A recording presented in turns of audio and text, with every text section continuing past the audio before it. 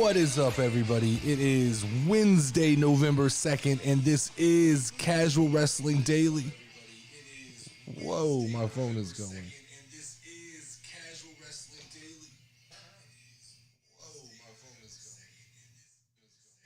All right, that's better. What is up, everybody? It is Wednesday, November 2nd, and this is Casual Wrestling Daily, the daily pro wrestling news live show on YouTube where we discuss everything that is going on in the world of WWE and AEW. If you enjoy the content and you are feeling a little oozy today, you are welcome to go ahead and click the link in the description of the video to donate a couple of dollars. If not, that's okay. Sit back and enjoy the next 30 minutes of pro wrestling talk. As always, if you don't know, now you know, I am the Notorious Nerdy D, aka the voice of the Casual Wrestling Cult and host of the Casual Wrestling Community channel. Housekeeping, this is season 1 of the Casual Wrestling Community content. We're about 3 days into it, and there are already some things that I feel like need to be tweaked and changed. We'll talk about them on Friday, but there are probably some changes coming to the schedule as I'm just seeing certain tweaks and things as I expected. Certain things aren't working, certain things are working. Today at 5 p.m., WWE's In Review, the first episode, where I go back and rate CM Punk versus John Cena 2011 Money in the Bank match, will go live on YouTube, so make sure to check that out and leave a few comments on that video. And as always, the Casual Wrestling Podcast will post this Friday at 5 p.m. for your weekend enjoyment. Remember, we are on patreon.com/The Casual Wrestling Show.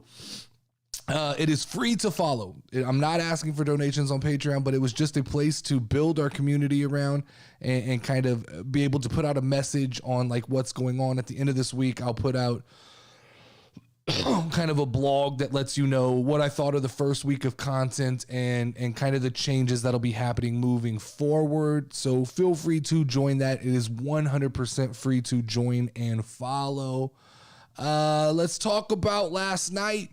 Last night was NXT. Nothing overly exciting happened. It was just another episode of NXT. I'm still kind of getting my feet wet as far as NXT goes. We had a Mandy Rose celebration. We got a tag team match between Pretty Deadly and Braun Breaker and Wesley. I'm still kind of getting familiar with all the faces of NXT as I'm not a long-term watcher of that product. Was good to see Indy Hartwell, someone that I enjoy watching wrestling. So, you know, Wednesdays are going to be a little bit less to talk about until I really get up and running and get behind the product. Right now, I'm enjoying NXT. There's nothing wrong with it. It's a fun show to watch, but there's still a lot of gaps. Like, there's a lot of people who show up and I don't know who they are, and I'm still trying to figure out and kind of place who goes where inside of NXT. It is a little bit of a slow moving news day today. There's news to talk about, but nothing looks overly exciting or overly worth an opinion here. So we'll just kind of talk and see what comes of today's news here. And we'll start with story number 1 is R-Truth injured during an NXT match. So it looks like R-Truth was injured during his match against Grayson Waller on today's episode of NXT. The opening of the match of the show ended earlier than expected. He caught Waller with a topa con hilo, but his foot got caught in the top rope and he was being helped to the back. It was decided that the match was called off. So basically, R-Truth tried a high-risk maneuver and it didn't go exactly the way he wanted it to there. This is just one of those unfortunate things that happen in pro wrestling, I think, right? Unfortunately for R-Truth's age, these kind of injuries, they happen, and they could be career ending. It really doesn't matter how great a physical shape you're in. But when you're 50 years old, and that's how old R-Truth is, you probably shouldn't be doing suicide dives. There is a chance that doesn't go well when you dive outside the ring. And R-Truth took a shot. I don't even know if that's a move that's regularly in his repertoire. I don't know. It's been a while since I've seen just a straight up R-Truth match. I hope, for all intents and purposes, I hope this is just a tweak and just a little injury and he's able to walk it off and kind of show back up. I haven't seen any updates this morning about what exactly they think is going on there, but he wasn't able to finish the match, which for someone who's as tough as R-Truth, I don't think that's a good sign. And he was definitely carried to the back, which is something you never want to see as a wrestling fan. So, thoughts and prayers out to R-Truth. Hopefully speedy recovery. Hopefully at 50 years old, that is not something that sidelines him for a long time. But then to add insult to injury on NXT, we got a social media segment later on that featured Grayson Waller going to the back end after injuring R-Truth. He went ahead and added insult to injury, and he attacked Little Jimmy. We saw the return. It's been a long time since we've seen the return of Little Jimmy, and Little Jimmy showed back up on WWE NXT, and he was basically beaten into a locker and then locked inside of a locker. So Grayson Waller is out here beating up on little kids, Little Jimmy. Just a little extra there, a little insult to injury. Speaking of injuries, though, Tony Khan did give us an update on Hangman Adam Page's injury. I guess it's an update if you can call it that. It's just a quote. He said he's doing really well. I talked to him. He's just past the 24 hours, and I also saw him not long after he was officially cleared, and saw him after he came back. Not long after we took him to the hospital, and he got out. It was great to see him in good spirits that night. Khan said via Fightful. About 90 minutes after he got hurt, he was smiling and feeling pretty good. That's about as fortunate as we can get, given that he was knocked out during the match. It's currently unclear when Adam Page will return. I guess that's as much of an update. Injuries happen in wrestling. Wrestling, it's funny. We watch it and people sit around and go, "Oh, it's fake, it's scripted." But like this is the real expectation when you watch wrestling, is that a certain amount of guys are going to get injured, and it's unfortunate. And when you see things like what happened to R-Truth, it's even scarier, because the reality is, like, that was just a freak deal. There wasn't a lot other than his foot getting caught on a rope, and we end up seeing, like, an injury that could cost a guy possibly his career. His knee hit relatively hard. Let's get into story number 2 here. Story number 2. This was interesting because I didn't know how to react to this. This is not something you expect to hear when you're going through the news, and that is there is an imminent attack warning issued from Iran on Saudi Arabia ahead of WWE Crown Jewel. Now, WWE will present its second and final premium live event of 2022 in Saudi Arabia this Saturday with Crown Jewel. The Wall Street Journal reports that Saudi Arabia has shared with the United States that they have an intelligence about an imminent attack from Iran. As a result of the warning, Saudi Arabia in the United States and several other neighboring states have raised the level of alert for their military forces. WWE talent is scheduled to fly to Saudi Arabia this week for Crown Jewel ahead of the show on Saturday.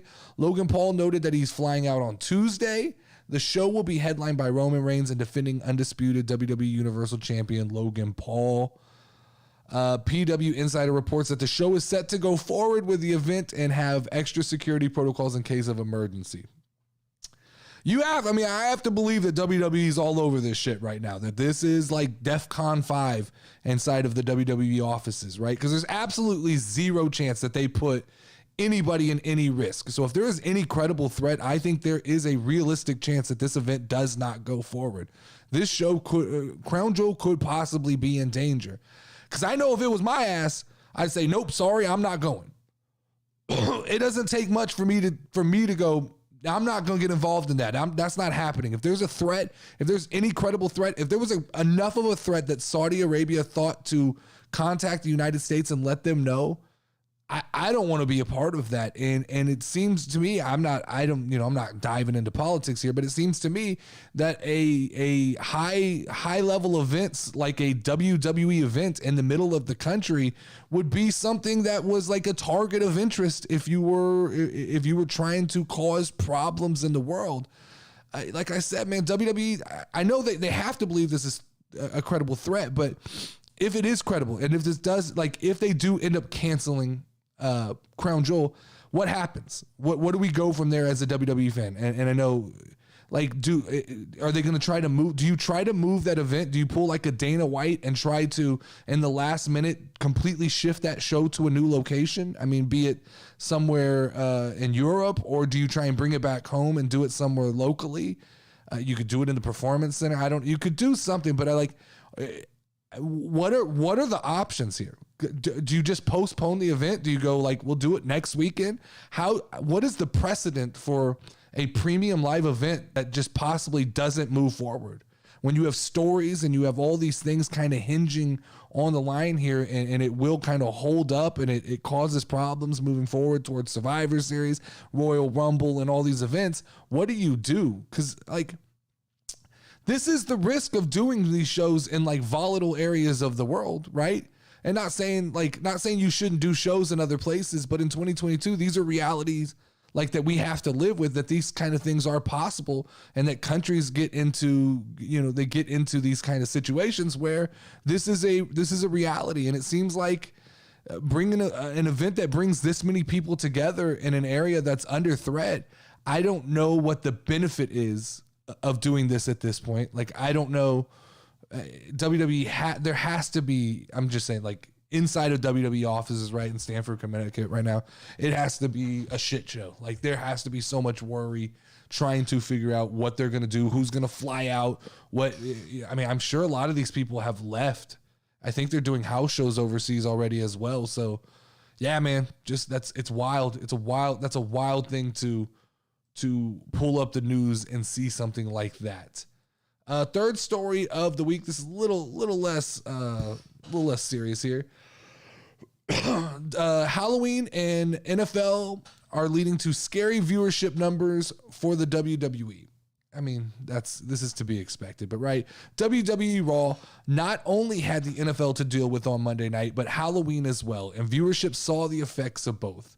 WrestleNomics shared viewership information for Halloween night, and Raw for October 31st received a total average viewership of 1.5 million, down 8% from last week's number of 1.64 million. The 18 to 49 demographic was down significantly for the Red Brand, as Monday night's episode was watched by an average of 470,000 viewers aged 18 to 49. Totaling for a 0.36 P18-49 rating. I don't know what any of these numbers mean. I understand that. Look, this is the reality of wrestling being on Monday nights. Monday Night Raw going up against the NFL. This nothing to panic about. It's just a victim of circumstance. Even worse that it happened to land on Halloween night, right? Because I look as a parent, I'm a WWE fan, I'm an NFL fan, I'm a parent. So, I mean, as a casual wrestling fan, there's an order of operations kind of. And the order of operations were, number one, we had to get to trick-or-treating, because that is priority one inside of this house, is to make sure we stock up on candy. Number two, there was a divisional game between the Browns and the Bengals, which as a football fan, I was going to watch. So I watched it. So Raw kind of moved to the third prong, I think, for a lot of people who watch wrestling. And so I didn't start Monday Night Raw until like 11:30 at night, probably pushing it into watching it, Tuesday morning. And I knew, based on the ticket sales in Dallas, as I kind of like been pre-looking, there was a chance that I thought I was going to drive up to Dallas and take the kids to Monday Night Raw for Halloween, that might be fun. Ended up backing out of that plans. But I could tell based on the ticket, like the sales, the tickets had gotten really cheap. There was a lot available at the last minute. So I kind of knew, I predicted that Halloween was not going to be a huge night for WWE. Question to me is, I wonder if there's ever a thought, as far as like internally in WWE, that maybe even just for the 19 weeks that the NFL is on TV, of like relocating that time slot for Monday Night Raw, possibly like a Tuesday night wrestling show, or switching it with NXT so that it doesn't have to go up against Monday Night Football. And I know that sounds like blasphemous to go like Tuesday Night Raw, but there's 19 weeks of the year where the NFL is where the WWE is in direct competition with the NFL, and I don't think they're ever going to win that battle, because I do think there is crossover between the two audiences. I think that there is a large, I try to say it all the time, there's a large mass section of this audience who is me. Who are dads, who are part of a family, who wrestling is not priority 1. Wrestling falls to like priority 3 or 4.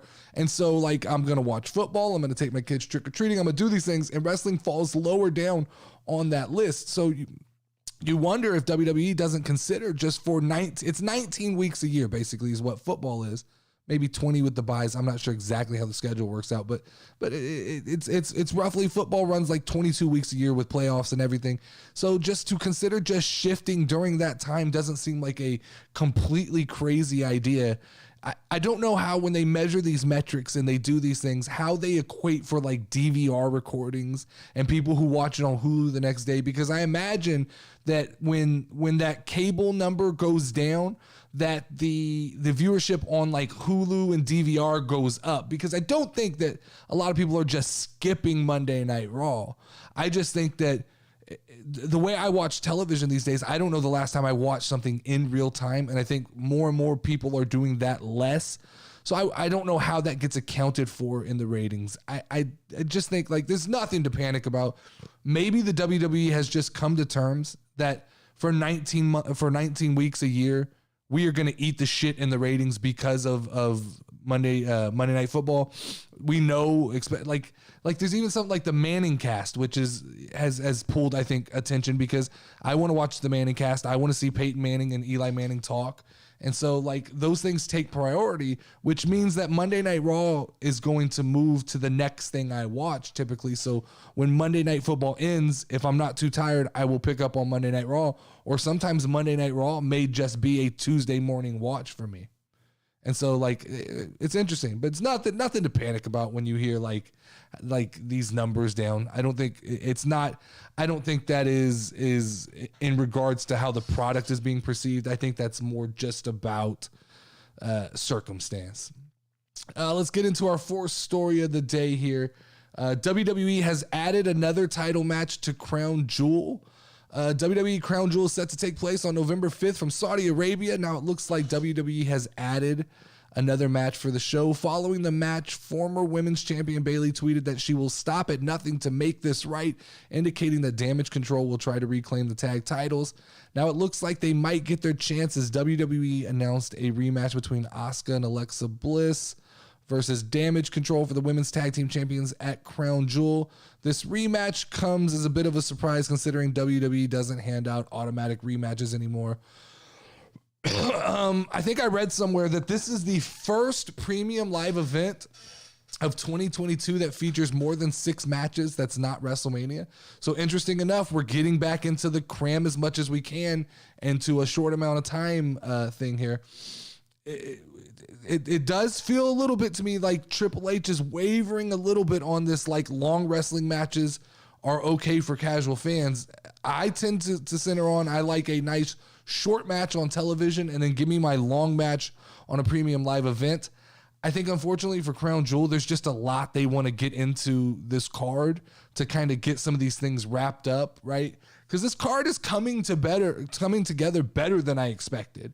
I kind of have low expectations at this point for Crown Jewels. I think that they're kind of like filler, fluffy shows to me that where they're made to appease a crowd and like people who don't get to see these wrestlers all the time. We got to get as many of them on the show as possible.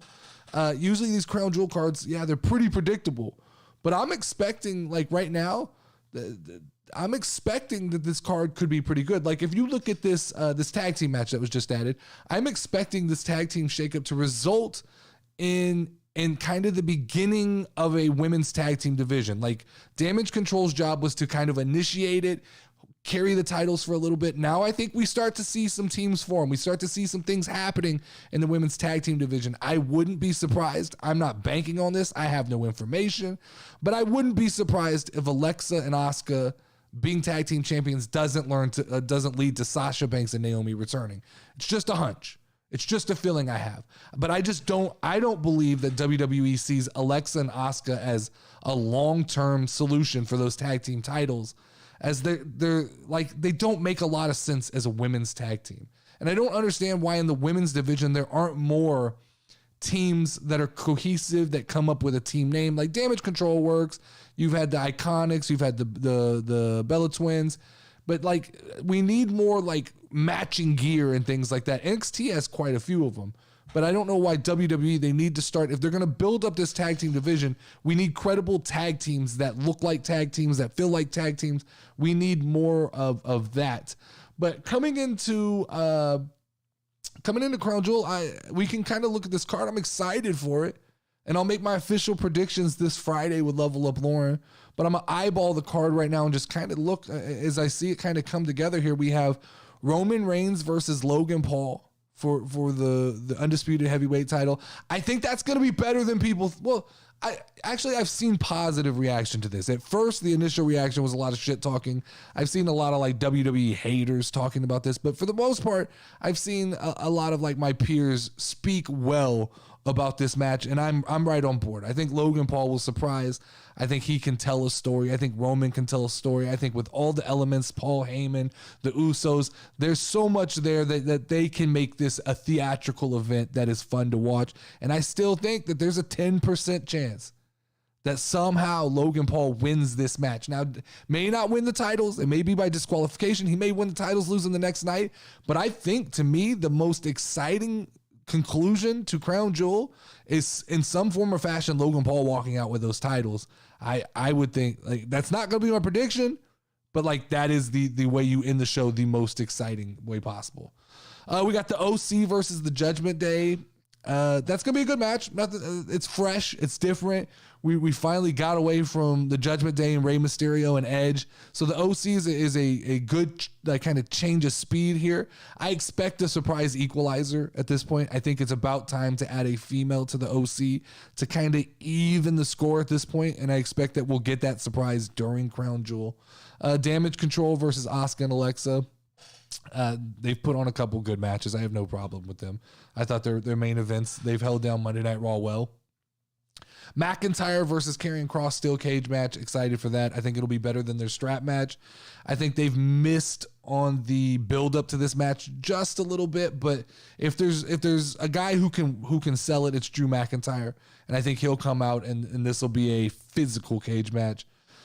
Braun Strowman and Omos. This is the one match that I don't think needs to be on this card. I don't get, like, it's giant versus giant. It's a spectacle match. I don't expect it to take much time. I don't expect it to be finished at this point. I think this will be just kind of a beat up on each other for a little bit, and then something big will happen. Possibly the ring implodes. Like there's always that option, right? It feels like we're in a good time for a ring implosion. Bianca Belair versus Bayley, last woman standing.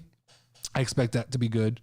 I think they've done a good job of selling me on this feud, and I expect it. And then Usos versus Brawling Brutes is my sleeper match to be match of the night.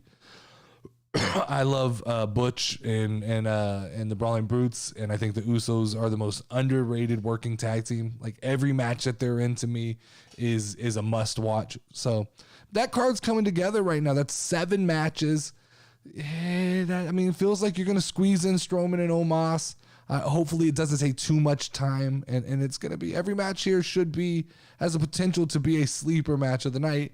And so adding that tag team match kind of solidifies that card a little bit.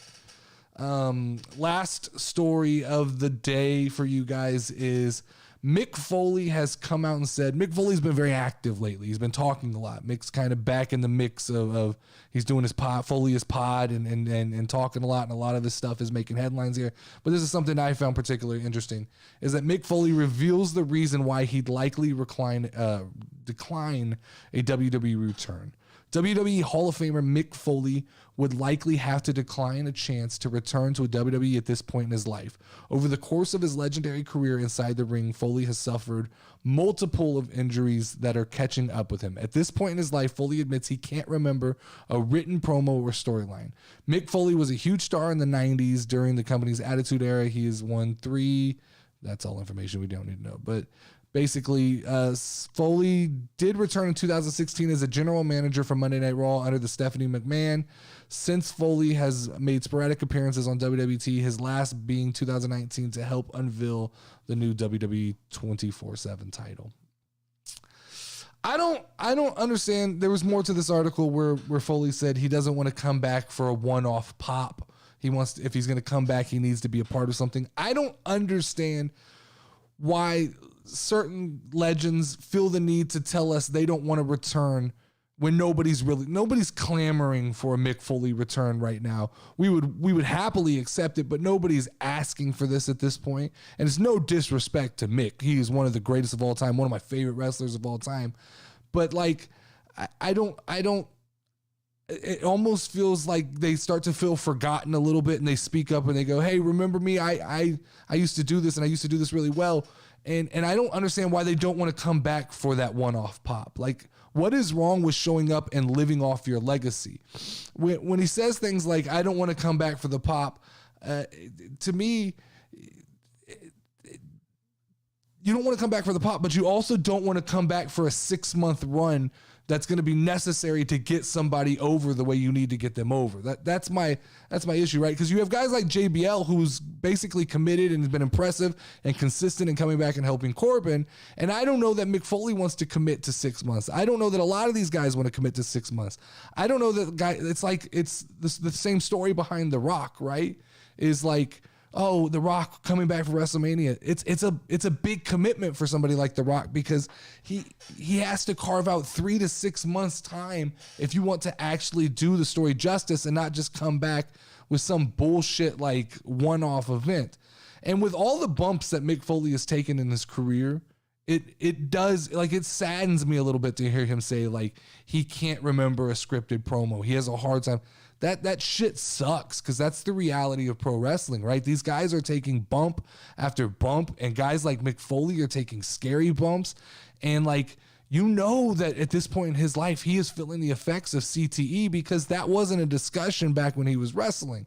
And I think the interesting thing here is that the thing that gets overlooked when people like Mick Foley talk is that we have to hold the WWE accountable. We have to hold wrestling accountable. And we have to hope that they start to see that CTE is a real thing, and that this is going to plague pro wrestlers. And while the NFL has kind of stepped to the forefront of like handling this and taking care of previous players, I think that pro wrestling has been a little bit behind. And I think that pro wrestling will see in the near future the need to pay attention more to these head injuries the way the NFL does, because I've said, like, I see signs of CTE inside of CM Punk when he does these sporadic things. You see signs of a possible CTE with like Ric Flair when he's wrestling in his 60s and passing out, and he doesn't see the problem with it, right? You see signs of CTE when Mick Foley comes out and says things like, I can't remember a promo if I get in the ring. So to me, like, WWE has gotten a pass, and it's not WWE, pro wrestling. WWE is just the leader in the forefront, but pro wrestling has gotten a pass on how these old wrestlers are just kind of sent off to pasture, right? These guys are just kind of like, when your career's done, your career's done. There's not a lot for you to do. Maybe if you have a good personality, you get into the back of you know, kind of management side of WWE. But some of these guys have to wrestle into their 60s because it's all they know how to do. And like bump after bump after bump. When I see Sting, and Sting is the anomaly, right? But Sting diving off of a stage, I go, that can't be good. There's no way that is good for Sting's health. And so I expect in the next few years, as like CTE continues to become more prominent and studies on the brain become more like relevant, I think that we're gonna have to see like there are effects on pro wrestlers, and it will be, we're gonna have to take that a little bit more serious as far as like guys who used to look at. I mean, CM Punk is to me the prime example. There's gotta be. That guy's taking bumps. That guy's been on the indie scene. And especially when you watch indie wrestling, how I don't want to say unsafe because that's not fair. I don't know what safe and unsafe is, but like when I watch indie wrestling events, there's definitely not like the padding on the floor, and you see guys take chair shots, and some of those guys take chair shots to the head, and like, I mean, just think of the Attitude Era. They were taking chair shots straight to the head, just chair to the head. Now we've gotten a little better about getting our hands up and only taking chair shots to the back, but like, realistically, man, CTE is going to be, I think we're going to find out that it's played a role in a lot of this shit that like comes out about professional wrestling. Let's talk about what to expect tonight. Tonight is AEW Dynamite. We're getting the daddy ass Billy Gunn's birthday bash with the Acclaimed. That'll be fun. Darby Allin versus Jay Lethal. Okay.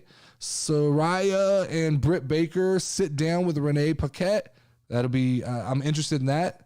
So like when I look at this, AEW is becoming a little interesting to me, right? The Billy Gunn and the Acclaim stuff, interesting. I'm all in on everything Britt Baker. TBS championship match, I'm interested. I have not been keeping up with Jade Cargill, but I've heard a lot of good things about Jade Cargill, so I'm going to pay attention closely tonight and see what I've been missing when it comes to Jade Cargill. AEW Atlantic Championship, Orange Cassidy, there you go, versus Luchasaurus. All right, this is a good card. This is a good card. I am actually excited to watch AEW tonight here with a Ring of Honor World Championship match between Jericho and a former Ring of Honor champion. Who knows who that is? And then a AEW World Championship Eliminator match between Jon Moxley and Lee Moriarty. Probably the least thing I'm excited about, but that's a solid card. I'm not mad at that card whatsoever. But yeah, that's pretty much it for today. It's a pretty light news day. Not a lot going on. We'll have more to talk about tomorrow. And like I said, the format of this show, it's still trying to find its rhythm. I think I'm gonna limit it to 5 news stories a day, which should be maybe more interesting. Maybe be a little more selective with what I'm doing.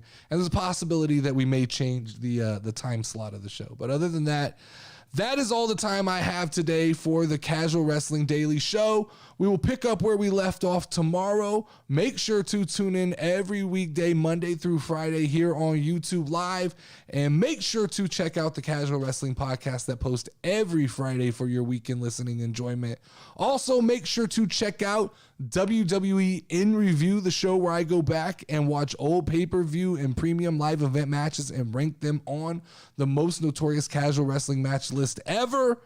As always, I am the Notorious Nerdy D, and I will talk to you guys tomorrow. Step in the ring, if you ready, let's go. Hey, Casual Wrestling Community Show. You already know, talking WWE. Keep it rolling and hosted by Notorious Nerdy D. Don't be sure that you gon' find. Tune in cause it's online. Hit 'em with a figure 4 leg lock, power driver or clothesline. We bringing that heat like the show, but you should